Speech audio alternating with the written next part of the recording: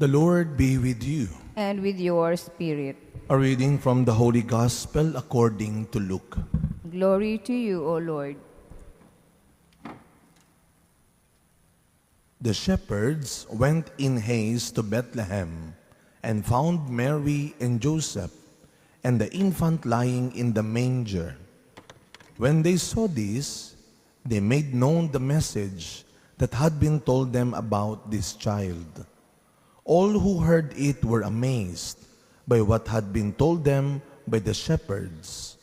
And Mary kept all these things, reflecting on them in her heart. Then the shepherds returned, glorifying and praising God for all they had heard and seen, just as it had been told to them. When 8 days were completed for his circumcision, he was named Jesus, the name given him by the angel before he was conceived in the womb.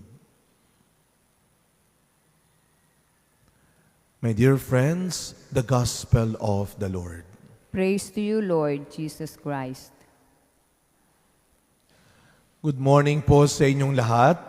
Good morning, Father. Batiin muna natin ng isang magandang good morning ang mga katabi natin. And again, Happy New Year po sa inyong lahat. Palakpakan natin si Lord sa malakas na palakpak ngayong New Year.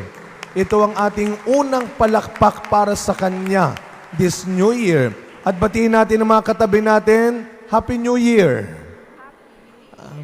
Alam mo ninyo, kanina tinitingnan ko yung CCTV, para yatang quarter na ay tatatlo pa lang ang tao.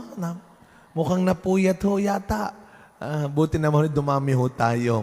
But of course, we understand na talagang pag 31 ng gabi ho ay kung hindi puyat, busog, o may hangover. Kaya hindi nakakapagsimba.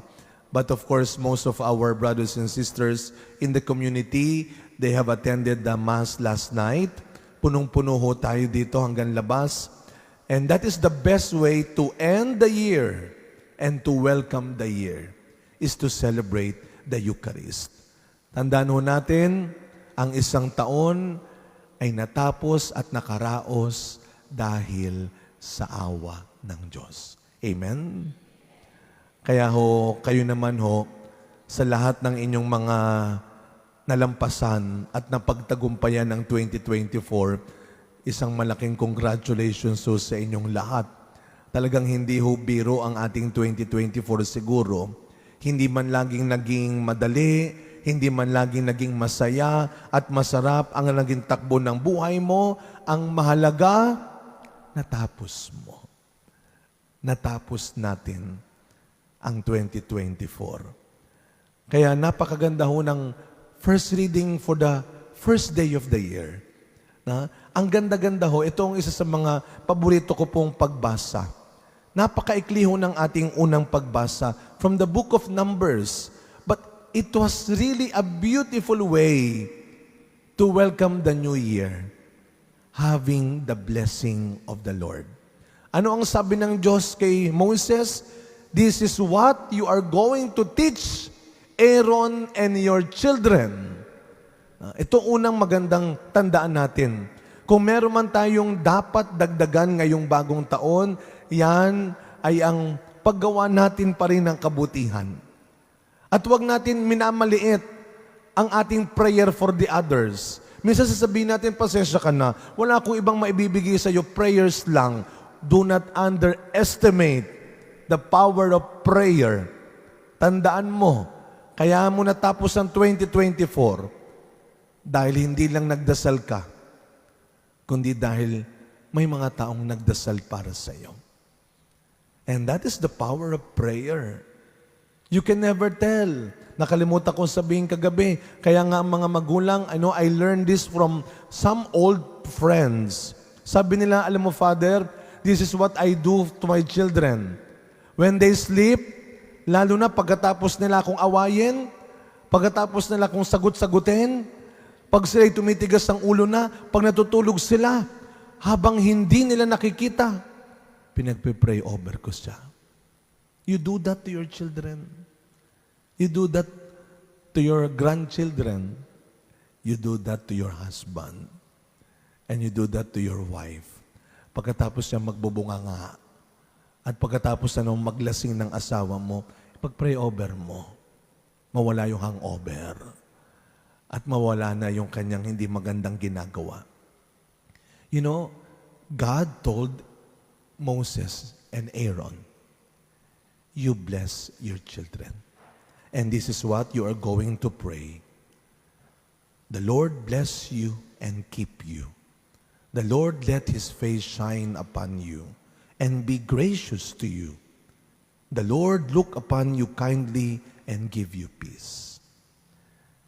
Simple lang ang gustong sabihin ng Diyos. God bless you. Pwede po ba ibigay natin yan na pa-New Year's gift sa mga katabi natin ngayon? Sabihin nyo, God bless you. God bless you. May God truly bless your life, your family, your career, your health, your love life, and everything in your life this new year. Kaya kung meron tayong dapat dagdagan, ipagpatuloy this 2025, maging marunong pa rin tayong maghangad, magdasal ng para sa iba. Huwag niyong katatamaran. Dagdagan natin. Bawasan natin ang hindi magandang pag-iisip, asal, at dagdagan natin ang magandang ginagawa natin. You can never tell kung ano magagawa ng kabutihan mo para sa ibang tao. You know, I have this unforgettable experience nung simbang gabi natin. Isang simbang gabi, may lumapit na pamilya, pero yung nanay ang talagang lumapit sa akin, sabi niya, Father, may sabihin ako sa iyo. Ano po yun? Dito po tayo sa gilid. Akala ko mangungumpisal. Ano po yun? Magdodonate ako sa iyo sa simbahan. Talaga ho? Sasabihin ko sana, doon tayo sa gitna at lakasan ninyo nang marinig din ng iba. Magdodonate ako. Sabi ko, bakit po? Di ba binigyan mo ko ng frame na may picture ni Mama Mary, yung Our Lady of Assumption? Naku, Father, nanalo ako ng grand prize doon sa party namin. Naku, talaga, congratulations. Basta magdodonate ako. Di ko naman naitanong kung magkano yung napanalunan. At baka naman barya lang ang maibigay sa atin, no? But anyway, thank you po. Sabi ko, thank you. The following day, pwera biro. May dumating kong 3 babae. Sabi na, Father, magre-regalo ako sa iyo. Naalala mo, pinag-pray over mo ko after nung misa namin sa opisina? Naku, Father, ako ang nanalo ng grand prize sa Christmas party. Ako talaga, pwera biro? Ibibigay ko sa iyo ang aking napanalunan. Item naman po yun, hindi cash. Item na magagamit sa simbahan. Sabi ko talaga, congratulations. Sabi ko, kahapon din may nanalo ng grand prize. May kasama siyang 2 babae. Sabi, Father, ipag-pray mo rin kami. Kasi aatin din kami ng party. Sabi ko sana sa kanila, alam nyo, di sana pinag-pray ko muna yung sarili ko. Ako hindi pa nananalo sa raffle.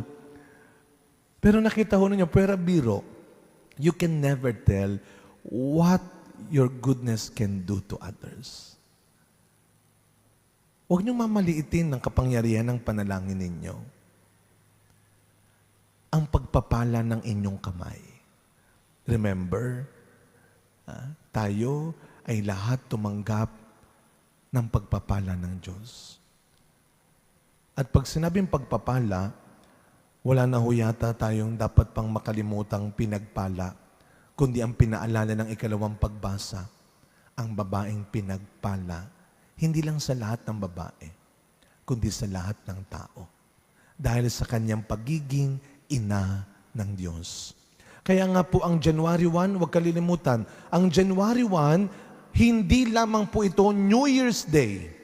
As Catholics, let us not forget that what we celebrate on the first day of the New Year is the gift of Mary as the Mother of God.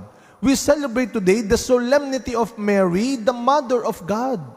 Hindi lang po ito civic na celebration na New Year's Day. This is so important for us Catholics because we remember every first day of the year the gift of Mary as the Mother of God and as our own mother.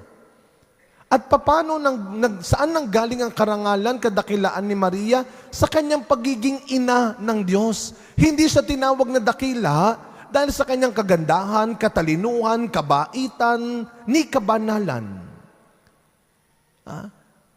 Yun ay nanggaling sa kanyang pagiging ina ng Diyos. At sana ngayong bagong taon, ito rin ang sikapin nating tuparin. Let us all try, at least, try our best to live our Christian mission, our Christian life. Hindi ho madali ang maging mabait. Siguro ilang taon mo nang pinapangako, pinapangarap, tuwing bagong taon yan. But never stop trying. At least we try.